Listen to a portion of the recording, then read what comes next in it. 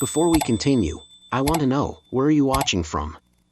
Drop your city or country in the comments below. I love seeing how far these stories travel. If this one gave you chills, just wait until tomorrow. I've got a story coming that's even more shocking. Trust me, you won't want to miss it. So make sure you subscribe and hit that notification bell so you'll be the first to know when it drops. Alright, let's dive back in, because this story is just getting started. Her husband had a mistress, a plan, and a lawyer, but he forgot one thing. I should have been excited. It was my 32nd birthday, and for once, my husband Jason had taken the lead in planning something special. He told me to dress up, said he had a surprise waiting at home. I thought maybe it would be a private dinner, a few close friends, something romantic. Instead, I walked into a full-blown birthday party, balloons, candles, music, and the smiling faces of people I hadn't seen in months. Everyone sang, laughed, toasted to me. And yet, for reasons I couldn't explain, something about the night felt off. I looked around, searching for Jason, and someone told me he had stepped into his office with Brianna, his new assistant. She was only 30, confident, polished, always just a little too close. But I brushed it off. It was my birthday, after all. I smiled through the conversations, posed for photos, accepted compliments about my dress, all the while wondering why my husband wasn't by my side. Eventually, I couldn't take the wondering anymore. I slipped away from the patio, leaving the laughter and clinking glasses behind, and walked down the hallway toward Jason's office. The door was cracked open just enough. I stopped outside, not meaning to listen, but then I heard my name. "This is perfect timing," Brianna was saying, her voice smooth and casual. "Once the party ends, you can hand her the papers. She'll be too emotional to fight back." I froze. "I just want it done," Jason replied. "She'll sign." I made sure everything looks clean. My heart stopped. I peeked through the narrow opening. Jason was leaning over his desk, divorce papers spread out in front of him. Brianna stood close, too close, tracing her fingers along the back of his arm like it was hers to touch. I could hardly breathe. "You're sure she won't see the offshore accounts?" Brianna asked. "She doesn't even know they exist," Jason said with a smirk. "She'll walk away with nothing." A rush of blood filled my ears. My hand gripped the doorframe. My birthday party was still going on just a few rooms away. People were drinking, laughing, raising their glasses in my honor, while my husband and his assistant plotted to destroy my life. They had chosen tonight, of all nights, to end our marriage. They thought I would be weak. They thought I would break. But in that moment, I felt something shift deep inside me. I stepped back quietly, forcing myself to breathe, my heels barely making a sound on the hardwood floor. I returned to the party with a smile I didn't feel, raised my glass, and accepted another round of happy birthday. Let them think they'd won. Let them think I had no idea. Because tonight, they gave me the one thing I never saw coming, a reason to fight back. And I would, on my terms. I didn't sleep that night. After the last guest left and the house fell silent, I lay in bed replaying every second I'd overheard. Jason. Brianna. The divorce papers. Offshore accounts. The way he said I'd walk away with nothing. That wasn't just betrayal, it was a carefully calculated ambush. And he thought I wouldn't see it coming. He thought I'd be too heartbroken to respond. He didn't realize I'd been paying attention for years. The next morning, while Jason went on his usual jog, probably the same route where he met Brianna by chance, I made the first call. Monica. My best friend, my ride or die since college. She'd seen the warning signs before I had. When I told her what happened, she didn't gasp. She didn't cry. She said, "Let's burn him down, but smart." That's when I knew, I wasn't going to react emotionally. I was going to move strategically. Monica brought in her brother, Caleb Ross, a 34-year-old forensic accountant who'd worked on corporate fraud cases across California. He was calm, methodical, and dead serious. When I told him about the offshore accounts and Jason's plan to serve me divorce papers right after the party, his expression didn't even flinch. "Then we're already behind schedule," he said. "We start digging tonight." I handed him everything I had, access to our joint accounts, my business ledgers, even my wedding ring appraisal paperwork. "Anything could be a breadcrumb," he said, scanning through the files. "If he's planning to wipe you out, he's left a trail somewhere. And if he's working with his assistant, there's probably a paper trail between them too." By evening, I had my legal counsel, Rachel Grant, a fierce, no-nonsense divorce attorney from Los Angeles who had made a name for herself dismantling high-net-worth cover-ups. She was in her mid-30s, sharp as hell, and knew men like Jason better than they knew themselves. "He's counting on your silence," she told me, flipping through a draft prenup Jason had filed years earlier. "But we're not going to be silent. We're going to build a case so airtight, he won't be able to breathe." That night, the plan began taking shape. Step 1. Gather hard evidence. Caleb would trace every wire transfer, shell company, and suspicious transaction tied to Jason, Brianna, and even Jason's business partner, Trevor. Step 2. Play it cool. I'd act like I knew nothing, keep the house warm, the dinner cooked, the birthday cards still sitting on the counter. Let Jason believe his perfect plan was still on track. He didn't know I had already started documenting everything, from the moment I heard his voice in that office. He didn't know he was the one being watched now. And most of all, he didn't know that the woman he thought he'd broken? She was already building her comeback. Brick by brick. With a team he'd never see coming. The deeper we dug, the worse it got. What started as a betrayal between husband and wife quickly unraveled into something far more sinister, a web of deceit so complex, it didn't just involve Jason and Brianna. There were shell corporations, fake vendor payments, and money funneling through accounts I didn't even know existed. And Caleb? He followed every digital breadcrumb like a bloodhound. By the end of the first week, he had traced over $2 million in hidden assets. Jason had purchased a beachfront condo in Miami under an LLC named after his childhood dog. Cute. It wasn't just him and Brianna either. Trevor Blake, Jason's longtime business partner, was right in the middle of it. Caleb found email threads between Trevor and a luxury real estate firm in the Hamptons, emails that were CC'd to Brianna's private Gmail. Turns out, they weren't just hiding money. They were investing it, laundering it, using my name, my signature, even my business as a front. "You see this?" Caleb said one night, spinning his laptop toward me.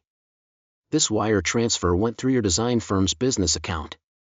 Jason's using your credibility to make his illegal moves look clean." My stomach turned. I'd built my firm from the ground up. Every project, every client, earned. And now he was dragging my name into his dirty game. But the worst part? He thought I'd never catch on.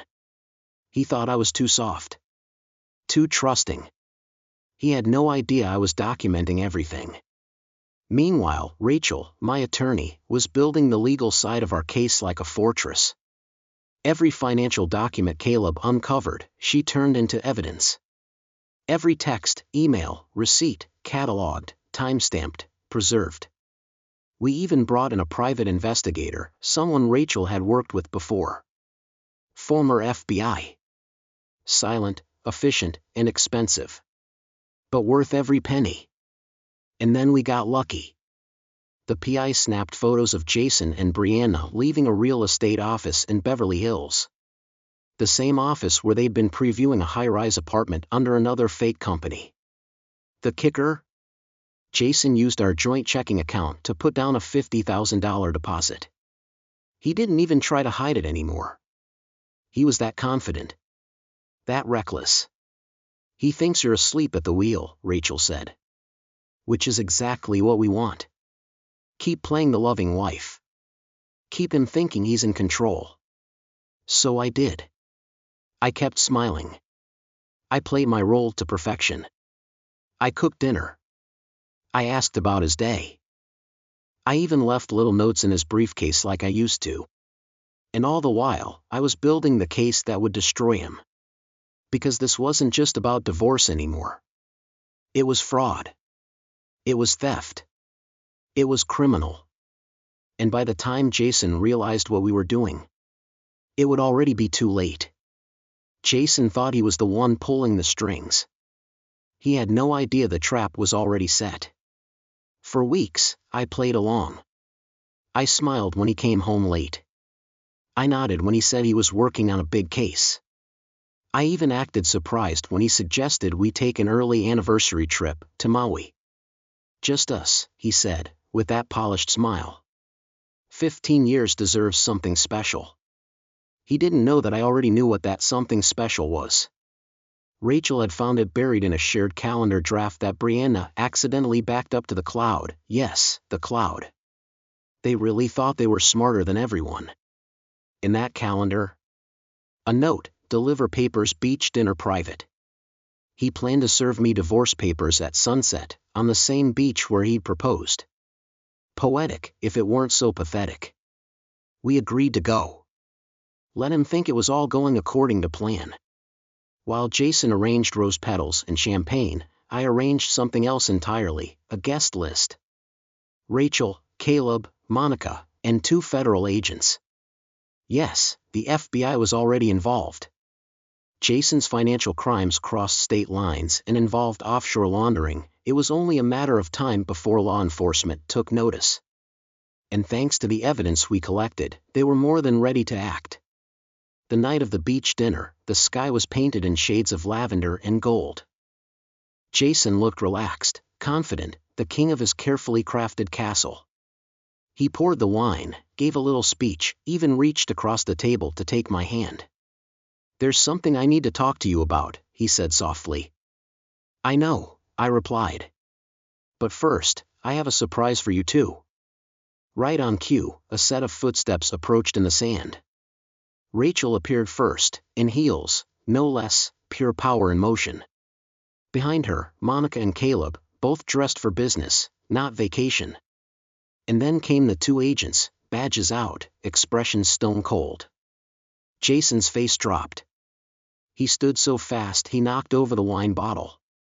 Red spilled across the white tablecloth like blood. What the hell is this? He asked, his voice shaky for the first time in months. This, I said, rising to face him, is the moment you realize you've lost.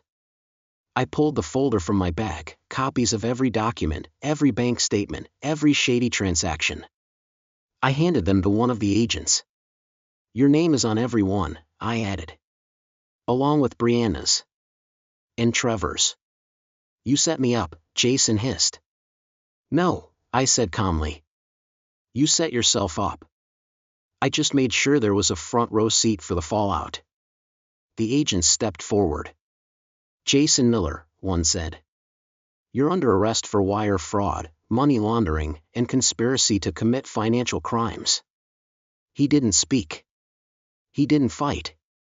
He just stood there, barefoot on the sand, wrists pulled behind his back, as everything he'd built came crashing down.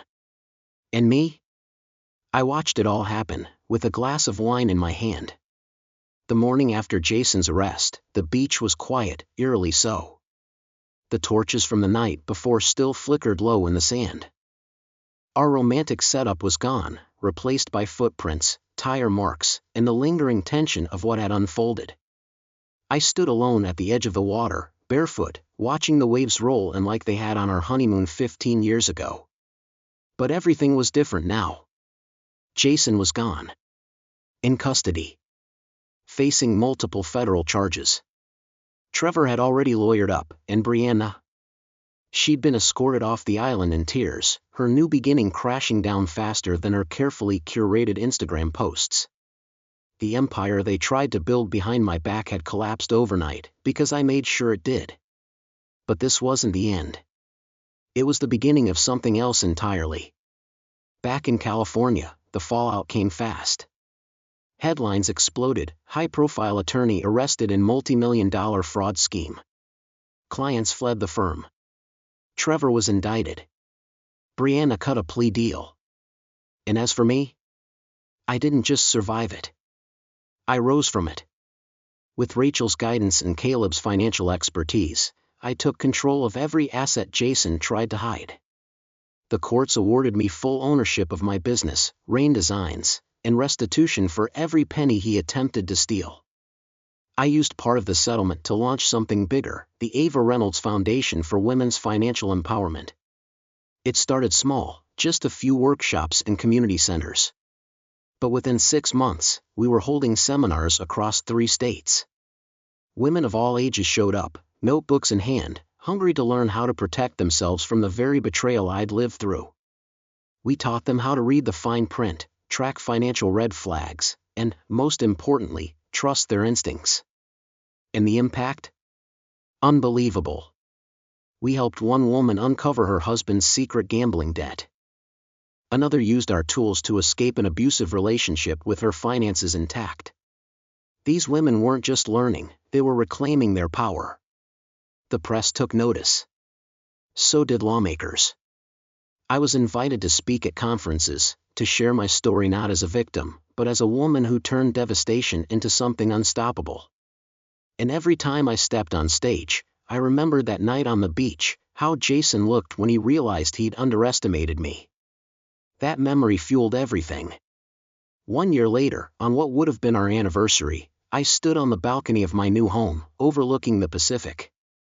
It wasn't a mansion Jason picked. It was a house I chose. Paid for with my money. Designed by my vision. Filled with peace. My phone buzzed, another thank you message from a woman who attended our latest workshop.